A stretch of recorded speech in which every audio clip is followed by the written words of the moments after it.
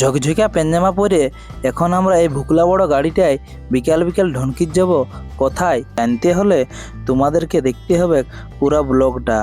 তারপর ভুকলা বড় গাড়িটায় চাপে নিয়ে আমরা এখন যাব সেই ইউনিক একটা জায়গা। তারপরে বলরামপুরের ভিউ দেখতে দেখতে আমরা যাচ্ছি। এই মন্দিরটি কে কে যেন একটু কমেন্টে জানাবে। তারপর গাড়িটাকে একটু কোল্ড ড্রিঙ্কস খাওয়াই নিয়ে আমরা আবার কিন্তু সেই ইউনিক জায়গার উদ্দেশ্যে বাইরে যাব।